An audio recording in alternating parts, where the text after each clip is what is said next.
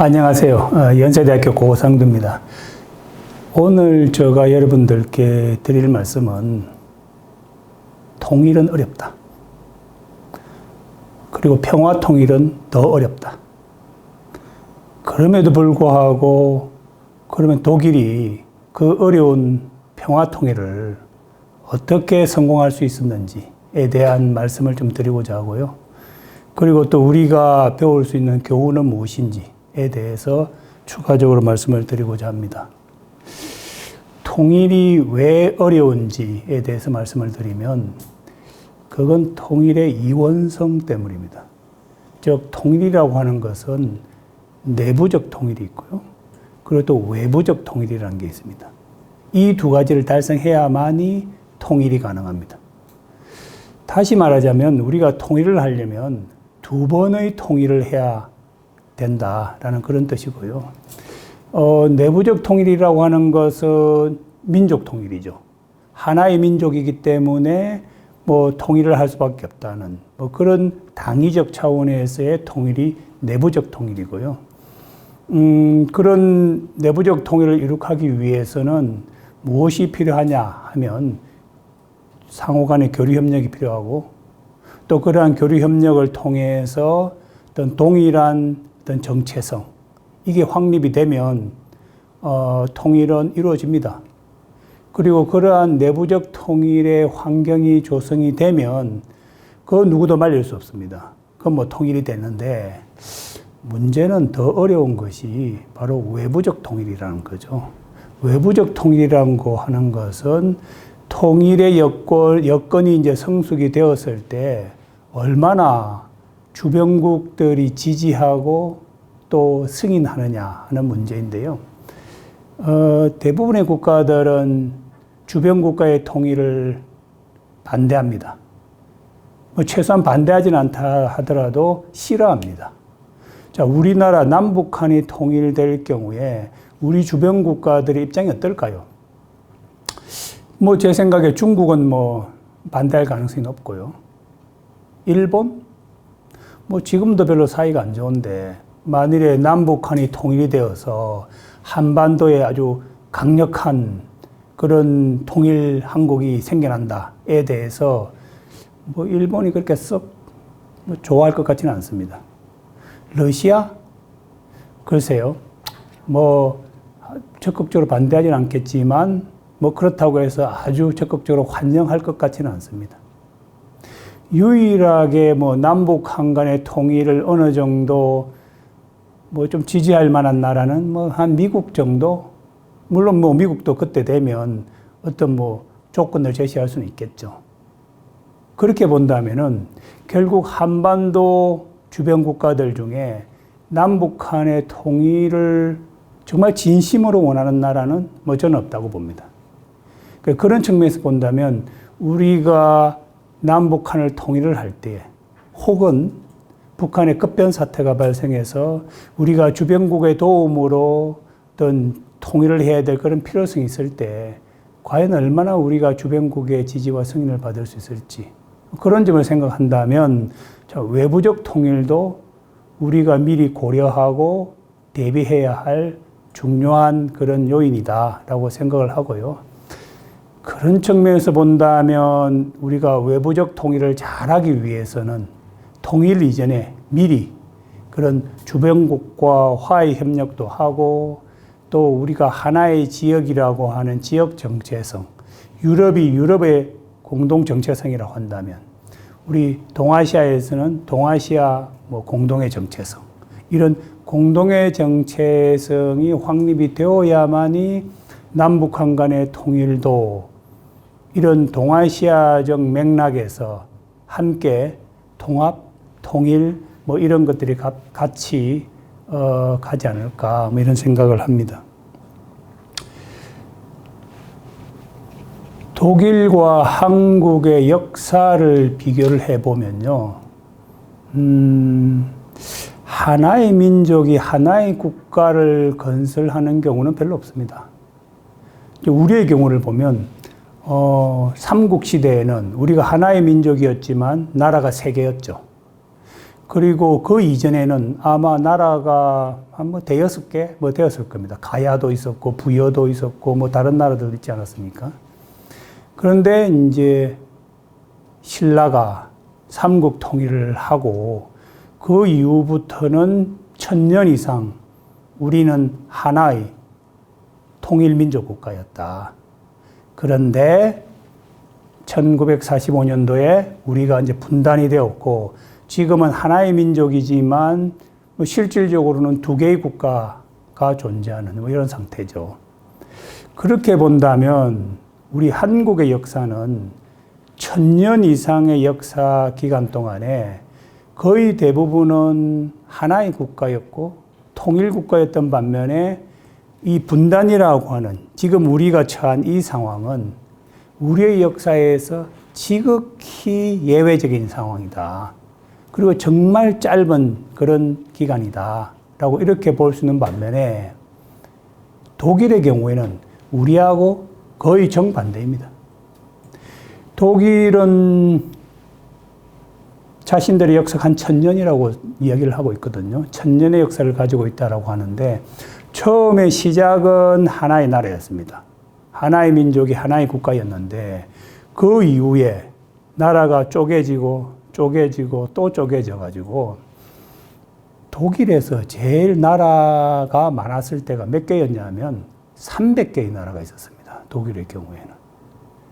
그 다음에 다시 또 나라가 합쳐지고 해서 독일이 최초로, 독일 역사상 최초로 통일을 한 것이 1871년도 비스마르크에 의한 통일이 독일 역사상 최초의 통일이었다.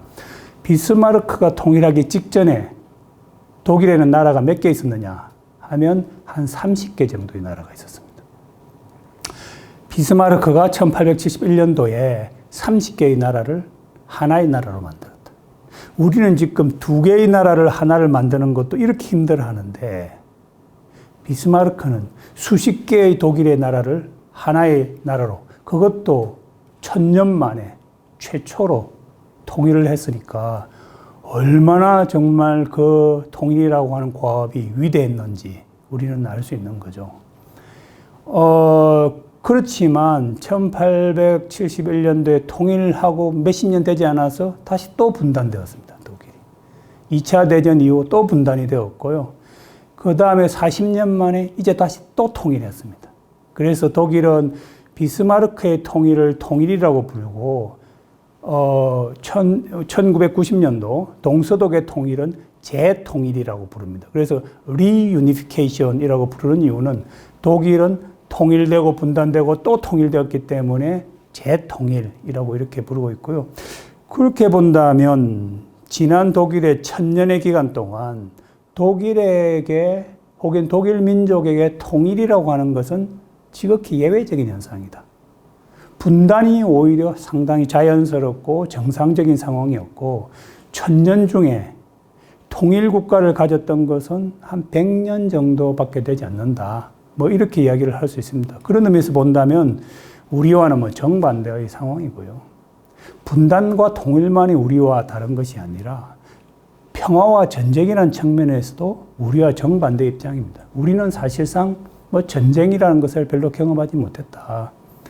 뭐 항상 통일국가였기 때문에 강력한 중앙집권제, 강력한 어떤 왕의 통치 아래 비교적 뭐 농민 반란이나 뭐 이런 것들은 좀 있었지만 뭐 전쟁이라는 건 별로 없었고요. 이웃나라의 전쟁도 뭐 임진왜란, 병자호란 뭐 그런 정도 뭐였기 때문에 이웃나라와 전쟁한 것도 뭐 100년에 한 번, 200년에 한 번 정도 뭐 전쟁을 했을 뿐입니다.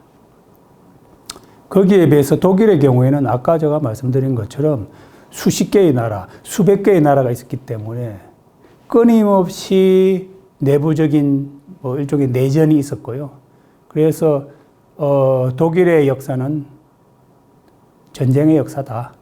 그건 뭐 유럽의 역사도 마찬가지입니다. 유럽의 역사는 전쟁의 역사다라고 할 수 있을 만큼 독일에게는 평화라고 하는 것은 뭐 지극히 예외적인 그런 현상이었다라고 볼 수 있는데요. 그럼 지금 현재 처한 상황 어떤가? 이제 독일은 통일을 이룩한 이후에 그러한 평화의 이득을 마음껏 누리고 있습니다. 독일은 현재 나토 회원국에 의해서 둘러싸여져 있고요. 최근에는 징병제도 폐지했고요. 독일 인구가 한 8천만 명 되는데 군 병력의 수는 20만 명도 되지 않습니다. 그만큼 독일은 이제 평화를 구가하고 있다. 거기에 비해서 우리나라는 지금 엄청난 분단 비용을 치르고 있습니다. 남한의 병력 뭐 60만, 북한 뭐 120만 뭐 해서 총 180만 명의 병력이 휴전선을 좌우로 대치하고 있고요. 그 다음에 우리 남한 예산의 10%를 국방비로 쓰고 있다. 뭐 이런 측면에서 본다면, 우리가 지금 현재, 지난 오랜 역사 중에서 가장 비평화적인 그런 분단의 시기를 맞이하고 있고, 그렇기 때문에 이런 분단 상황을 빨리 우리가 뭐 슬기롭게 극복을 해야 되지 않겠나라는 생각을 합니다. 이 지도는 1648년도의 독일의 지도입니다. 아까 제가 말씀드린 것처럼 독일은 수십 개의 나라가 있었다고 했죠. 이게 1648년도에 한 60개 정도의 나라가 독일에 있었습니다. 왜 이렇게 독일의 나라가 많으냐 하면요. 독일의 역사는, 유럽도 마찬가지입니다. 독일의 역사는 우리 아시아 역사와 조금 다릅니다.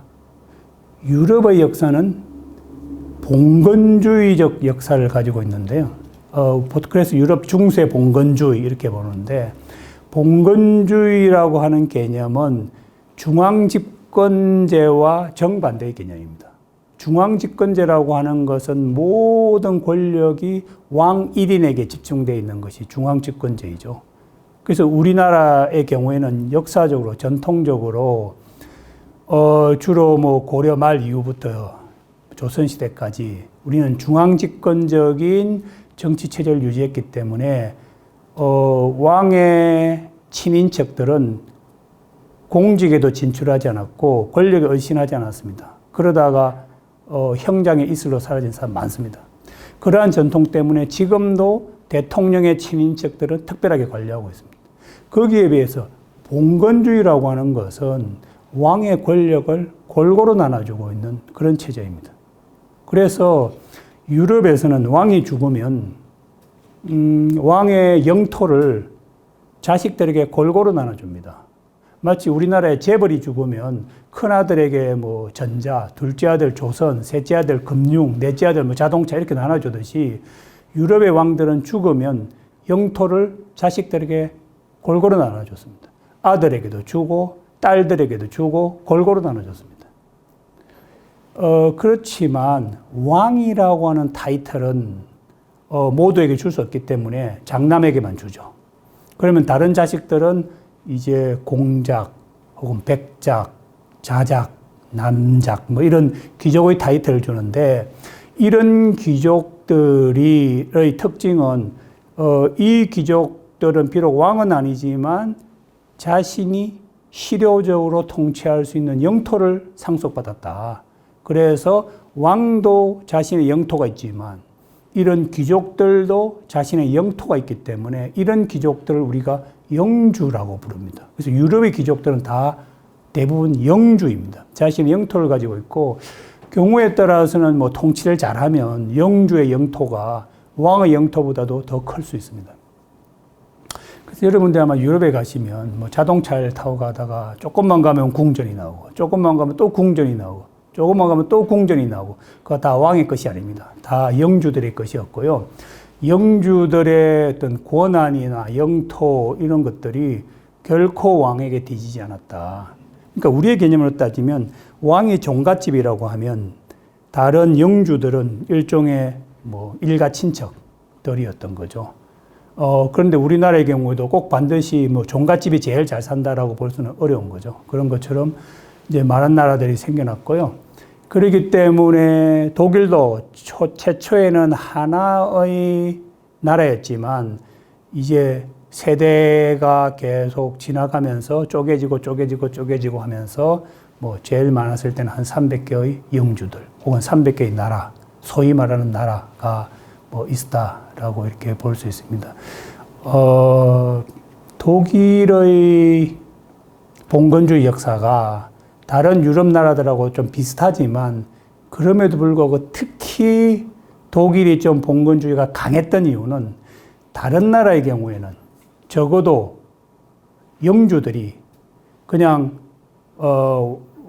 영주로 머물렀던 반면에 독일의 경우에는 이 종갓집의 권위가 약해져서 왕의 권위가 약해져서 여러 영주들이 나도 왕이다 라고 해서 스스로 왕으로 자신을 승격시키는 경우가 상당히 많았습니다. 그래서 독일의 봉건주의는 다른 나라보다는 더 강한 봉건주의적 형사. 즉 다시 말하자면 권력이 훨씬 더 분산된, 분권화된 뭐 그런 특징을 보이고 있습니다.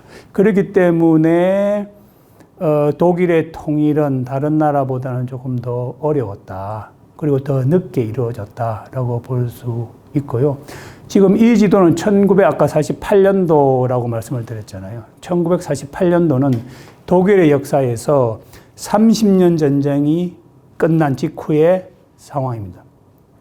30년 전쟁이라고 하는 것은 독일 땅에서 이 영주들이 30년 동안 싸웠다는 뭐 그런 이야기입니다. 그래서 그런 과정에서 이제 세가 분리하게 되면 이웃 나라에 좀 도움을 받게 되고 그런 과정에서 프랑스가 개입하고 스웨덴이 개입하고 이렇게 되면서 내전이 국제전화되면서 한 30년 동안 독일 민족끼리 서로 죽이고 싸우는 그런 전쟁을 하면서 당시 독일 인구의 한 3분의 1 정도가 죽은 그 사건이 바로 30년 전쟁이다. 이런 정말 처참한 전쟁을 겪고 독일 사람들은 우리도 통일을 해야겠다. 하나의 민족은 하나의 국가를 가져야겠다라는 생각을 하게 되었고 그런 민족주의적인 사상이 기반이 되어서 최초로 통일하게 된 그것이 바로 1871년도 프로이센에 의해서 당시 영주 중에서 가장 좀 힘세고 강력했던 그런 프로이센에 의해서 바로 통일이 된 지도가 바로 이 지도입니다. 이 지도를 보시면 지금 파란색은 이제 프로이센의 직할 영토고요. 그러니까 프로이센이 직접 무력으로 힘으로 복속을 시켜서 통일을 정복한 그 지역이고요. 그 다음에 나머지 다른 색깔도 있죠. 뭐 노란색도 있고, 뭐 연두색도 있고, 이런 색깔들은 기존의 영주들 중에서 일종의 자치권을 주고, 이렇게, 포섭한, 뭐 그런 나라들입니다. 그러니까 뭐 완벽한 의미에서 모든 영주들을 다 무력으로 뭐 복속시킨 건 아니고요.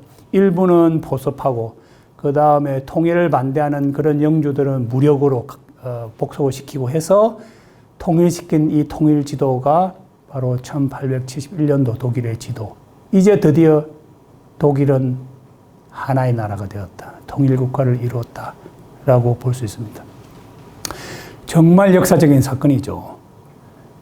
독일 민족 역사 최초로 그 많은 나라를 나라를 만들었으니까 기념식을 해야 될 거 아닙니까? 이게 바로 1871년도 최초의 독일 통일 기념식 행사 장면인데요. 여기 보시면 연단에 써 있는 사람이 이제 비렐름 1세 황제고요. 그 옆에가 비렐름 2세 아들이고요. 그 다음에 그 밑에 보시면 중앙에 흰색을 입은 이제 사람이 바로 비스마르크 이렇게 되어 있습니다. 이 기념식 행사가 어디서 이루어졌느냐 하면 아마 여러분들은 거의 대부분 뭐 다녀오지 않았나 싶은데 프랑스 파리에 있는 베르사유 궁전입니다. 베르사유 궁전 중에서도 가장 크고 화려하다라고 하는 거울의 방입니다. 거울의 방은 이렇게 보시면 오른쪽 벽에는 정원을 바라볼 수 있는 창문들이 쭉 나열되어 있고요. 반대쪽 벽에는 창문 모양의 거울을 벽에다가 다 붙여놨습니다. 그래서 지금 이 그림을 보시면 반대쪽 오른쪽 벽에 있는 창문이 왼쪽 거울에 지금 비쳐 있는 그런 모습을 아마 여러분들 보실 수 있을 겁니다. 그 당시에 거울이라고 하는 것은 상당히 비싼 가구였기 때문에 웬만한 중산층들도 뭐 조금 하나 정도밖에 가지기 어려운 그런 거였고요. 그런데 지금 이 궁전의 이 벽을, 왼쪽 벽을 완전히 거울로 거의 도배하다시피 했으니까 이 방이 얼마나 인테리어에 많은 돈을 들였는지 아마 여러분 아실 수 있을 겁니다. 그런데 왜 독일이 통일을 하고 기념식을 프랑스 파리에서 했느냐에 대한 좀 설명을 드리고자 하는데요. 독일이 이제 내부적 통일을 하려고 비스마르크가 그 당시에 이제 무력으로 통일을 하려고 하니까 영주들 입장에서는 뭐 순순히 통일당하고 싶지 않은 거죠. 저항을 하다가 힘이 붙이면 자연스럽게 주변국의 도움을 이제 요청하게 되는 겁니다. 뭐 주변 국가의 뭐 결혼 관계도 있을 거고 또 동맹 관계도 있을 테고 그래서 주변 국가의 도움을 받다 보니까 비스마르크 입장에서는 프로이센은 결국은 통일을 하기 위해서 주변국의 간섭을 배제하기 위해서 주변국과 전쟁을 할 수밖에 없었다. 그래서 프로이센이 통일하기 위해서 3번의 큰 전쟁을 했습니다. 먼저 덴마크하고 치고 오스트리아를 치고 마지막으로 프랑스와 전쟁을 했는데 1870년도에 프랑스와 전쟁을 해서 파리까지 들어가서 당시 나폴레옹 황제, 보나파르트의 손잡벌 되는 루이 나폴레옹 황제를 포로로 잡고 베르사유 궁전에서 독일 통일을 당시 유럽 전 대륙의 독일의 통일을 선포한 겁니다. 우리의 개념으로 따지면 이런 거죠. 우리가 북한을 무력으로 통일하려고 하는데 중국이 개입하니까 우리가 북경으로 쳐들어가서 시진핑을 포로로 잡고 천안문 광장에서 남북 통일을 선포한 거와 똑같은 겁니다. 그런 상황이 바로 이 1871년도 독일의 통일 기념식을 프랑스 파리의 베르사유 궁전에서 한 거다. 뭐 이렇게 보시면 되겠습니다. 이 그림을 보시면 독일의 이 군인들은 왕을 포함해서 전부 검은색 군복을 입고 있습니다. 왜냐하면 독일의 군인의 전통은 흑기사의 전통이거든요. 그래서 흑기사라고 하는 것은 성직자들처럼 예수님의 말씀을 따르고 약자를 보호하는 것이 흑기사의 정신입니다. 근데 지금 보시면 비스마르크는 흰 옷을 입었잖아요. 원래는 비스마르크도 까만 옷을 입었습니다. 그런데 이제 이 화가가 이 기념식을 그려서 황제에게 바쳤더니 황제가 비스마르크가 어디 있지 하고 한참 찾다가 어렵게 찾으니까 화가에게 다시 그려라. 그래가지고 화가가 비스마르크만 지금 흰색 옷을 이렇게 입힌 겁니다. 그 무엇을 의미하냐면 이 기념식에서 주인공이 누구냐라는 것을 보여주는 겁니다. 결국은 이 그림의 중앙에 그리고 눈에 가장 잘 띄는 흰 옷을 입은 이 사람이 바로 독일 통일의 주역이다라고 볼 수 있고요. 오늘날 독일의 메르켈 총리가 지금 16년째 총리를 하고 있는데 비스마르크는 프로이센의 총리를 30년 했습니다. 그만큼 독일 황제의 절대적인 신임과 그런 독일 황제가 정말 아낀 그런 총리다라고 볼 수 있겠습니다. 자, 그러면 동서독 통일에 대해서 제가 좀 내부적 통일과 외부적 통일에 대해서 좀 말씀을 드리고자 하는데요. 먼저 내부적 통일에 대해서 말씀을 드리면 당시 동서독 분단 시대에 서독의 통일 의지는 강했다. 우리 혹자는 뭐 이런 이야기를 합니다. 동서독 당시 뭐 서독은 별로 통일할 의지가 없었다. 뭐 우연히 통일되었다라고 그렇게 이야기하는데 뭐 그건 저는 개인적으로 아니라고 생각을 합니다. 독일의 통일 의지를 우리가 확인할 수 있는 어떤 물증을 말씀을 드린다면,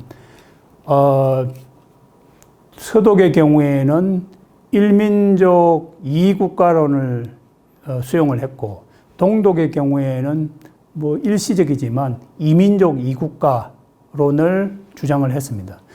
즉, 동독 사람들은 서독과 우리가 민족이 다르다라고 주장을 했는데, 그 이유는 민족이라는 개념을 꼭 한 핏줄, 하나의 언어로 이렇게 봐서는 안 된다는 거예요. 오히려 문화적인 측면에서 민족 개념을 봐야 된다. 그렇게 본다면 서독의 문화와 동독의 문화를 비교를 하게 되면, 서독의 문화는 자본주의적 문화, 제국주의적 문화, 그 다음에 호전적인 문화, 그리고 착취하는 지배 계급이 있는 그런 문화, 거기에 비해서 동독은 완전히 다른 문화다. 그렇기 때문에 문화적 관점에서 보면 서독과 동독은 서로 다른 민족이다. 그 말은 통일할 필요 없다 라고 하는 것이 동독의 입장이었다라고 하면, 서독은 그렇지 않다는 거죠. 끝까지 하나의 민족이기 때문에 지금 현재 일시적으로 두 개의 나라인 것은 어쩔 수 없지만 하나의 민족이기 때문에 그 민족 통일을 해야 된다는 것이고, 그걸 또 법적으로도 명시를 했습니다. 1972년도에 동서독 기본조약을 체결을 해서 상호 간에 이제 교류 협력을 하기로 약속을 했는데, 그 내용들을 보면 이런 것들이 있습니다. 서로 동서독 간의 교역을 국내 거래로 간주했다. 절대 수출입으로 안 봤다는 거죠. 그러니까 수출입이 아니기 때문에 하나의 국가 내에서의 거래이기 때문에 관세를 붙이지 않았습니다. 그래서 동독에서 서독으로 오는 물건에 대해서는 관세를 붙이지 않았고요. 그렇지만 국내 거래인 경우에는 부가가치세를 부과해야 되잖아요. 당시 서독에 부가가치세가 있었으니까. 그래서 동독 상품이 서독으로 오게 되면 부가가치세를 붙였는데, 그것이 이제 부가가치세를 붙이게 되면 동서독 교류의 장애 요인이 되기 때문에 아주 낮은 세율의 부가가치세를 상징적으로 붙였다. 이런 걸 보면은 당시 서독이 동독과의 통일을 늘 염두에 두고 있었다는 걸 볼 수 있고요. 그 다음에 동서 기본조약에 의해서 서로 간에 이제 상주 대표부를 서로 설치했는데, 당시 서독의 수도였던 보온에 동독이 설치했던 상주 대표부는 동독의 외교부에서 파견을 했고요. 서독은 외교부가 파견하게 되면 그거는 외국처럼 느껴지니까 외교부가 파견한 것이 아니라 총리실에서 파견을 했습니다. 그런 항상 의도적으로, 법적으로도 혹은 공식적으로 늘 동독은 외국이 아니다라고 하는 그런 개념을 늘 유지하고 있었다라는 걸 볼 수 있고요. 그 다음에 통일 정책에 대해서 서독이 어떠한 통일 정책을 취했는지를 주로 신동방 정책의 내용을 통해서 좀 소개해 드리면, 서독의 그 신동방 정책의 가장 핵심적인 가치는 동독 주민의 인권 개선에 있다라고 볼 수 있습니다. 그래서 동독과 경제 협력을 하거나 혹은 경제 지원을 할 때에 그 대가로 요구했던 것은 늘 인권 개선. 인권 개선 중에서도 다른 부분은 조금 예민한 부분이기 때문에 좀 그 부분을 언급하게 되면 좀 내정 간섭이 되니까 비교적 서독이 좀 쉽게 동독에게 요구했던 것은 자유통행, 자유방문, 자유왕래 이런 것들은 꼭 그 나라의 내정 간섭하고는 조금은 다르면서 조금 인권적인 그런 측면이 있거든요. 그래서 서독 주민들이 동독을 자유롭게 방문하고, 또 동독 주민들 중에서 60세 이상의 좀 노년층은 동독 주민들이 또 서독도 좀 올 수 있고 하고, 이런 것들을 만들어내게 된 것이 바로 서독의 통일 정책이었다라고 볼 수 있고요. 왜 서독 정부가 인권을 그렇게 중시 여겼냐 하면 두 가지 이유 때문입니다. 하나는 서독 헌법 1조가 인권 조항입니다. 어느 나라든지 헌법 1조는 상당히 그 상징적인 의미를 가지고 있거든요. 미국의 경우에는 수정헌법 1조가 표현의 자유입니다. 그래서 미국 사람들은 성조기를 불태웠을 때 그게 과연 헌법 1조에 따라서 보장될 수 있느냐 아니면 보장이 안 되느냐 뭐 그런 거 가지고 상당히 많이 논쟁을 하고 있고요. 그래서 미국 사람들은 항상 표현의 자유에 대해서 이거는 헌법 조항이다라는 그런 차원에서 상당히 많이 강조를 하고 있고요. 우리나라의 헌법 1조는 우리는 독재의 경험을 했기 때문에 그 주권 개념입니다. 모든 권력은 국민으로부터 나온다. 권력은 국민이 준 것이다. 이런 조항이 우리나라 헌법 1조잖아요. 독일의 경우에는 과거사 경험이 있기 때문에 과거에 정말 부끄러운 그런 과거사 경험 때문에 헌법 1조를 인권 조항으로 삼았습니다. 인권이라고 하는 것은 사람의 권리입니다. 여기서 민족의 권리가 아닙니다. 심지어는 독일 사람 아니라 그 누구라도 인간이라면 그런 기본적인 권리를 독일 정부가 보장해 주는데 최소한의 노력을 해야 된다라는 것이 서독 헌법의 1조고요. 이러한 헌법 1조라고 하는 이 정신 때문에 최근에 보시면 2015년도에 독일이 시리아라든지 북아프리카에서 난민을 1년 동안에 100만 명을 받아들였습니다. 우리나라가 지금 현재 북한에서 온 탈북민이 한 3만 5천 명인데 3만 5천 명도 많다 이러는데 독일은 1년에 그것도 같은 민족이 아니라 다른 나라 난민들을 100만 명을 받아들일 수 있었던 것은 바로 독일 국민들이 그것은 헌법 1조의 정신이다라고 하는 그런 합의를 공유하고 있기 때문에 뭐 가능한 것이고요.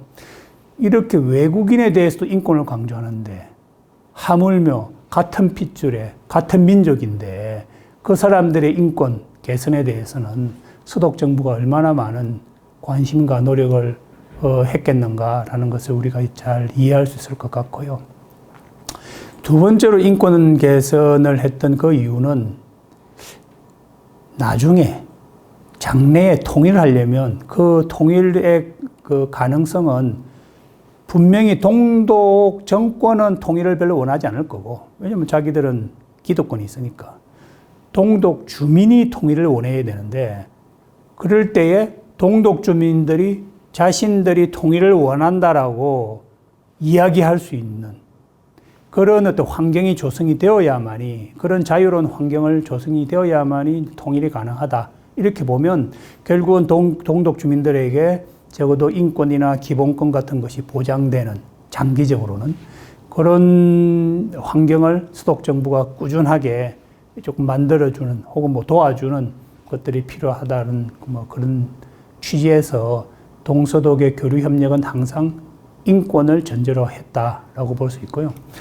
두 번째로 신동방 정책의 어떤 내용 중에서 또 다른 핵심은 서독은 이렇게 생각했습니다.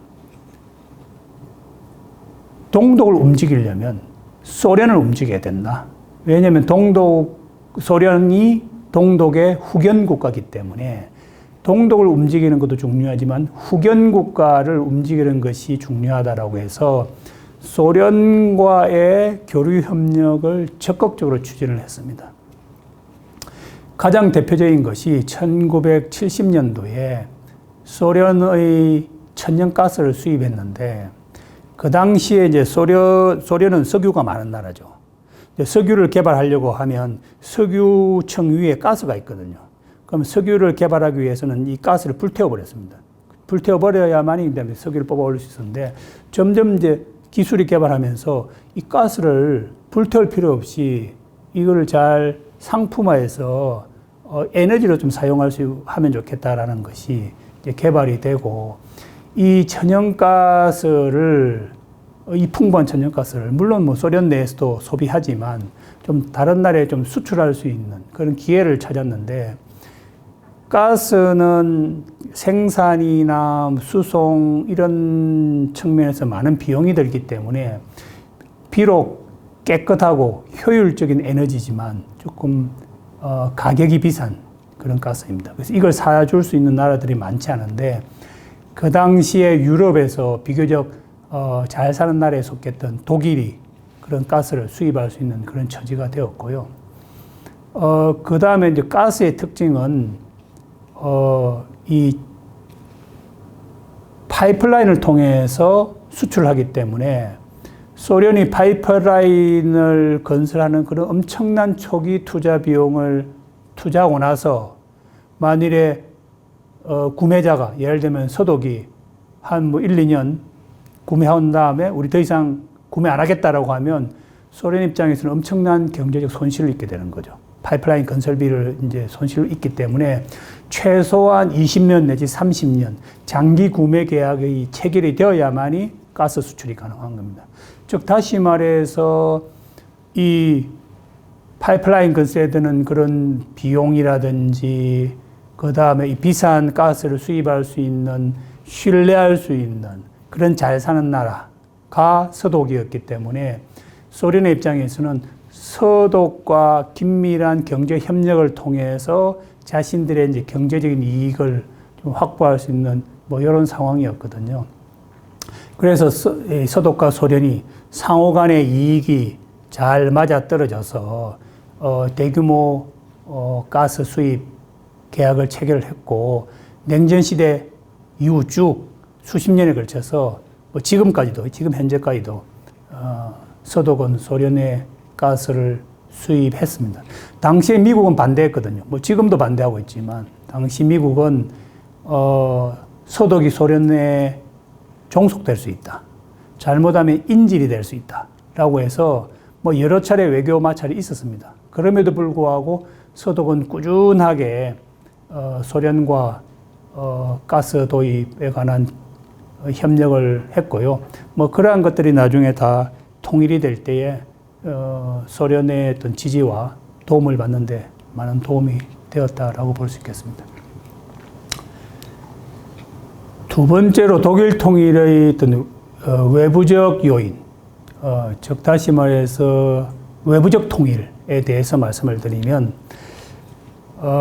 독일이 통일되는 것을 주변 국가들은 다 반대했습니다. 아까 말씀드린 대로 우리가 남북한의 통일이 될 경우 주변 국가들이 아마 반대할 가능성이 크다라고 말씀을 드린 것처럼 왜 통일을 주변 국가들이 싫어하고 반대하느냐 하면 통일은 지역의 평화를 깨뜨리기 때문입니다. 수나라가 중국을 통일하고 고구려를 침략했습니다. 당나라가 중국을 통일하고 또 고구려를 침략했습니다. 일본이 전국을 통일하고 임진왜란을 일으켰습니다. 베트남이 통일하고 캄보디아를 침공했습니다. 프로이센이 통일하고 1차 세계대전을 일으켰습니다. 통일된 국가들은 그 강대한 힘으로 바로 지역의 현상 유지된 그 스테이터스 코를 깨뜨린다라고 생각을 하기 때문에 또 그리고 그러한 역사적인 사례가 많기 때문에 모든 국가들은 주변에서의 통일을 반대하기 마련입니다. 그거는 아주 자연스러운 현상이고요. 독일이 통일될 때도 주변 국가들이 다 반대했습니다. 그 중에서 특히 소련, 프랑스, 영국 반대했는데 소련의 경우가 가장 적극적으로 반대를 했고 또 당시에 소련이 독일의 통일을 막으려고 정말 굳은 의지를 가졌다면 아마 막았을 수도 있었다. 그만큼의 충분한 법적, 물리적 힘을 가지고 있었다라고 보는데 왜냐하면 소련, 프랑스, 영국, 미국 이 네 나라는 전성국가로서 독일에 대해서 비록 주권을 돌려줬지만 100% 돌려주지 않았습니다. 외교 안보에 관한 주권은 이 전성국가가 계속 보유하고 있었습니다. 그렇기 때문에 통일과 같은 문제, 이거는 외교 안보와 관련된 문제이기 때문에 독일이 통일을 하려면 적어도 법적으로는 이 전성국가의 승인을 받아야 되는 그런 입장이었고요. 그래서 소련이 만일에 법적으로 우리는 반대다 하게 된다면 독일이 통일이 어려운 거죠. 적어도 국제법적으로는. 그 다음에 당시에 동독에 소련이 주둔시킨 병력이 40만 명이 있습니다. 40만 명의 병력이 동독에 주둔하고 있었기 때문에 뭐 탱크를 동원해서라도 막으려고 했다면 뭐 불가능했던 것은 아니다. 뭐 이렇게 이야기할 수 있고요.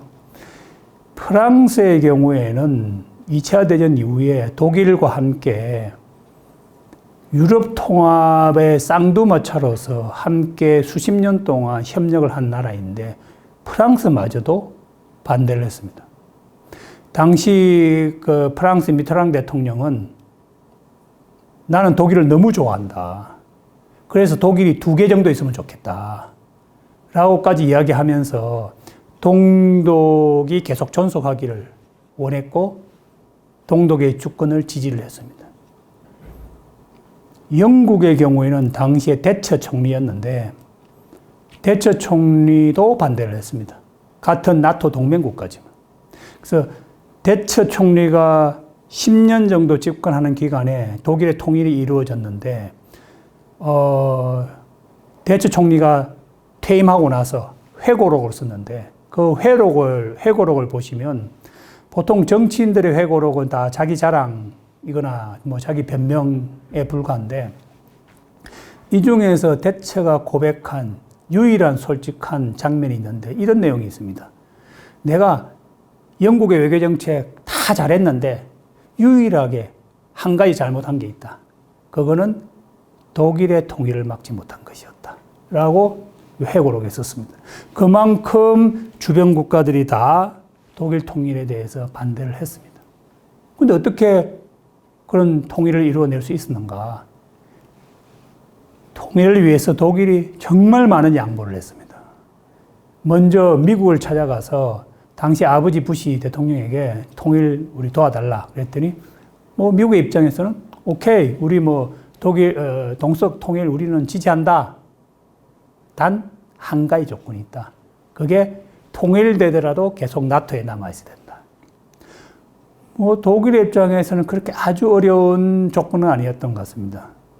그 다음에 프랑스의 경우에는 반대를 했지만 계속 설득한 결과 프랑스가 내건 통일 조건은 화폐 통합을 하자. 유로화를 도입해야 된다. 그러니까 프랑스의 의도는 뭐였냐면요.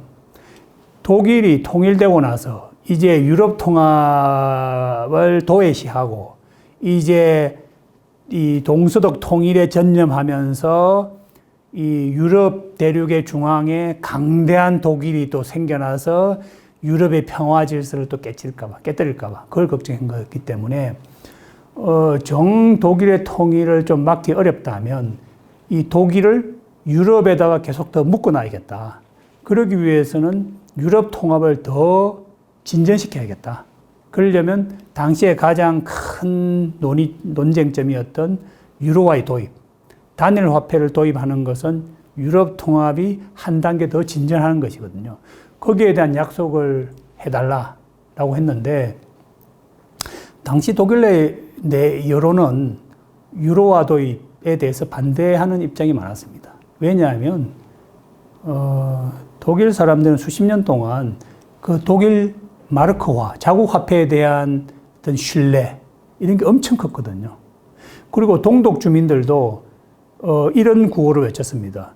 마르크화가 우리에게 오지 않으면 우리가 서독으로 가겠다 할 정도로 그 독일 돈에 대한 일종의 어떤 희망, 뭐 환상, 뭐 이런 것들도 있었고 또 지금 이제 당장 통일을 하게 되면 동독을 재건해야 되는 이런 상황에서 지금 수십 년에 걸쳐서 안정적으로 구축한 이 화폐를 하루아침에 없애버리고 아주 불확실한 그런 유로 단일 화폐를 도입하게 됐을 경우에 이 동독의 재건마저도 문제가 될 수 있는 뭐 이런 상황이어서 상당히 신중하고 조심스러운 입장이었는데 결국 프랑스의 동의를 구하기 위해서는 할 수 없이 우리가 단일 화폐를 도입하겠다라는 그런 약속을 해줬습니다. 영국의 경우에는 첩보 수집권을 요구했습니다. 당시에는 통일 전에는 독일이 전성국가에게 주권이 제한되어 있었기 때문에 영국이나 미국이나 그런 정보기관들이 독일 내에서 마음껏 도청도 할 수 있고 감청도 할 수 있고 뭐 그럴 수 있었습니다. 근데 통일이 되면 완전히 이제 주권을 이제 회복하게 되기 때문에 그렇게 하지 못하는 거잖아요. 그래서 통일된 이후에도 계속 도감청을 할 수 있는 그런 조건을 요구를 한 거죠. 독일 국민들은 이 첩보 수집권을 준 줄 몰랐습니다.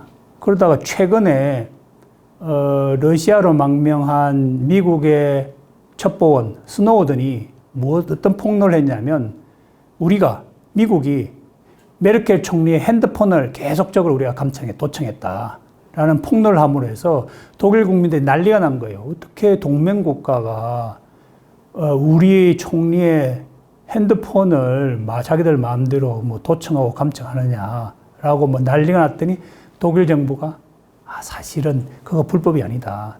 우리가 과거에 통일할 때에 우리 첩보 수집권을 양보를 했다라고 함으로 해서 독일 국민들도 지금 첩보 수집권을 다른 나라가 가지고 있구나라는 것을 알게 된 뭐 그런 조건들입니다. 소련이 가장 반대를 했는데요. 소련의 경우에는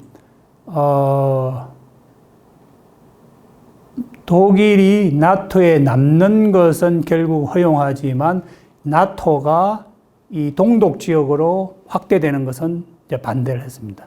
그래서 그걸로 타협을 했고요. 그래서 지금도 나토군이 서독에는 있지만 나토군 병력이 동독 지역에는 지금 존재하지 않습니다. 그 다음에 이제 나머지 서독의 어떤 설득을 얻어내는데 서독이 엄청난 재정적인 지원을 했습니다. 그러니까 서독의 설득을 얻어내기 위해서 사실 서독이 돈으로 통일을 샀다라고 할 정도로 많은 비용을 지원했고요. 당시 동독에 40만 명의 소련군이 있었다고 하는데 이 40명이 철수하는 비용, 이 40만이 소련으로 가게 되면 주택도 필요하고 직장도 필요하고 뭐 그런 거 있는데 그게 되는 비용 상당 부분을 서독 정부가 다 부담을 했습니다.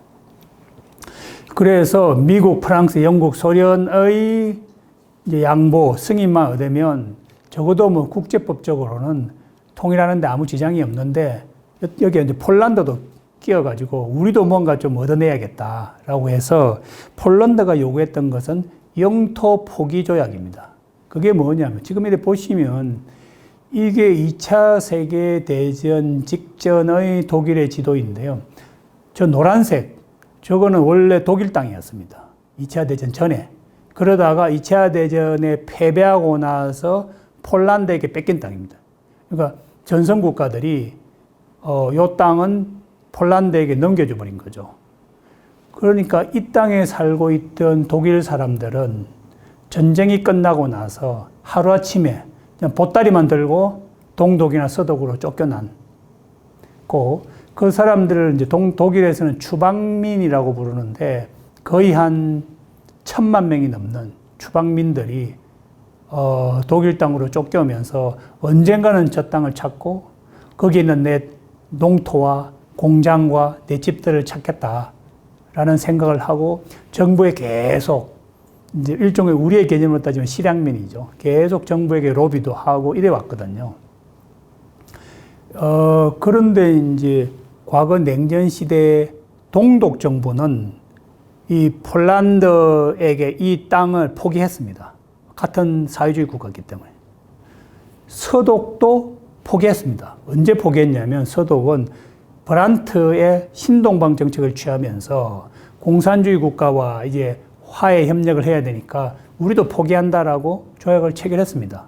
그러니까 다 포기했는데 폴란드가 또 포기하라고 약속하라고 하는 이유는 과거에는 동독이 포기했고 서독이 포기한 거지만 다시 또 통일되면 또 통일 독일은 또 마음이 달라질 수 있으니까 또 한 번 더 포기해라 라고 요구를 해서 통일 직전에 동서독 의회가 함께 우리 정말 포기한다 라는 약속을 해줌으로써 드디어 마침내 통일을 이룩했습니다. 정말 이렇게 평화 통일이라는 것은 어렵다. 독일의 경우에는 2번의 통일을 했는데 한 번은 무력 통일, 2번째는 평화 통일을 이루었습니다. 한반도 통일에 대한 시사점 말씀드리겠습니다. 우리는 아마武력 통일은 절대 해서는 안 될 것 같고요. 결국은 이제 평화 통일을 해야 되는데, 한반도의 통일을 하기 위해서는 그 준비 단계로서 이 동북아의 통합에 노력을 해야 된다.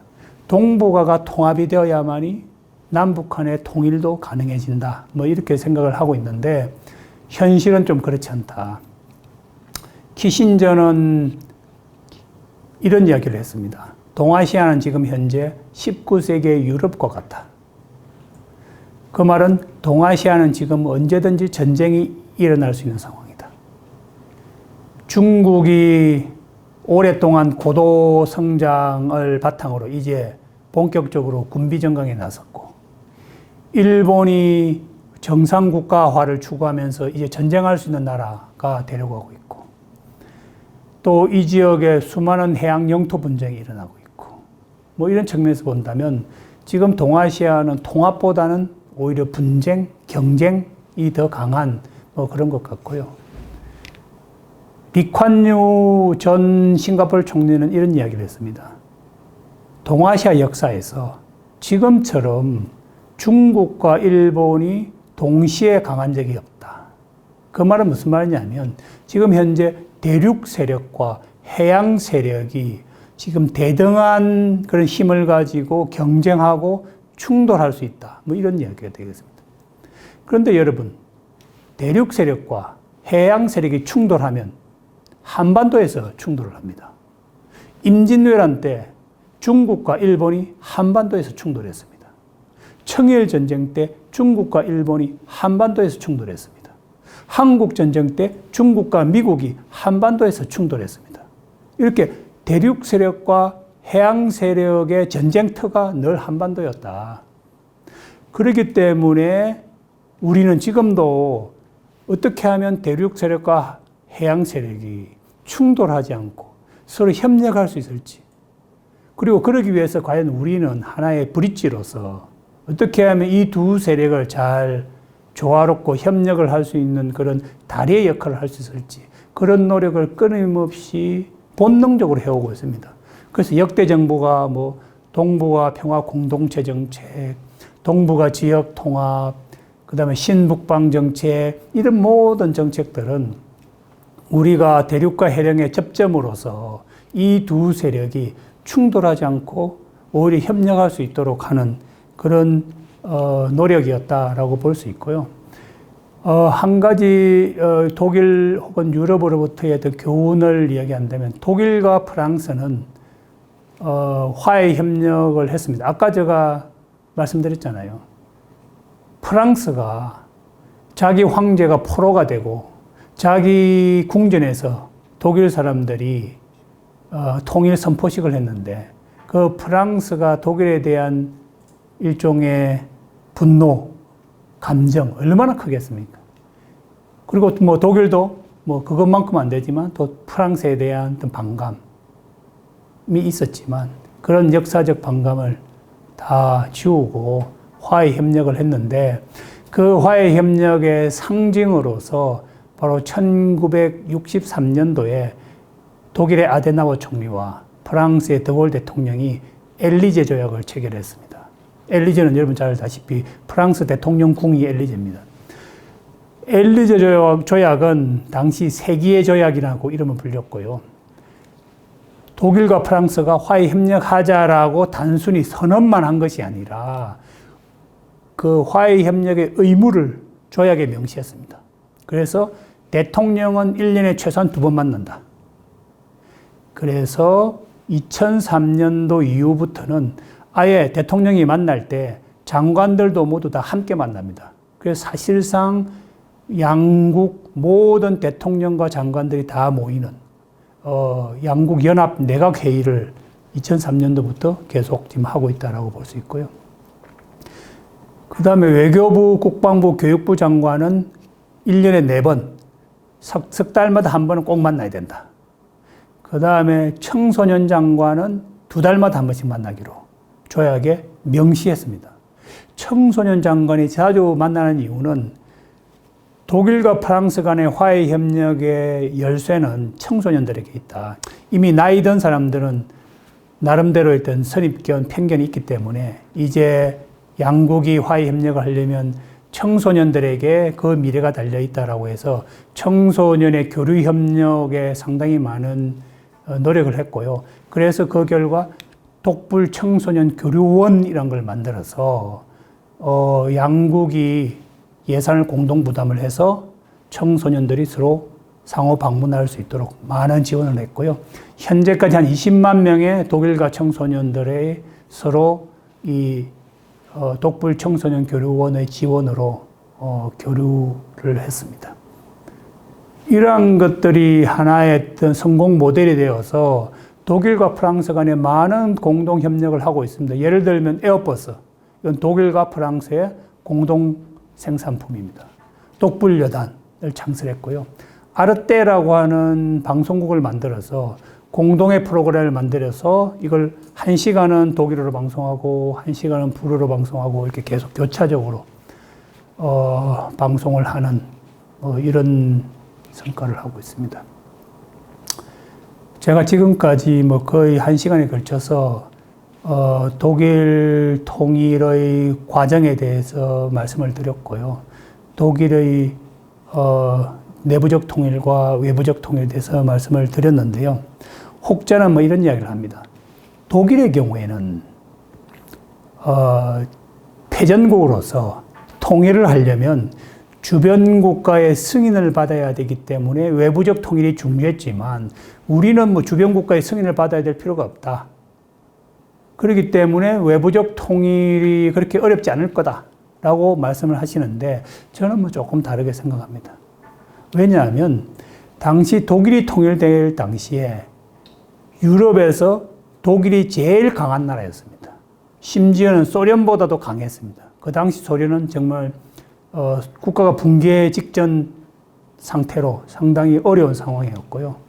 그렇기 때문에 주변 국가가 반대했지만 독일이 자신의 힘과 역량으로 주변 국가의 지지와 승인을 얻어내는데 큰 어려움이 없었다라고 볼 수 있는 반면에 우리나라의 지금 현재는 주변 국가들과 비교해서 우리가 결코 주변 국가를 제압하고 주변 국가에 영향력을 미쳐서 우리가 원하는 방식으로 통일할 수 있는 그런 상황은 아니다라고 보고요. 그런 측면에서 우리가 조금 더 주변 국가와의 어떤 화해, 협력에 조금 더 관심과 신경을 쓰는 것이 앞으로 우리가 그 어려운 평화 통일을 이룩하는데 조금 더 도움이 되지 않을까 그런 생각을 하면서 제 강의 마치겠습니다. 감사합니다.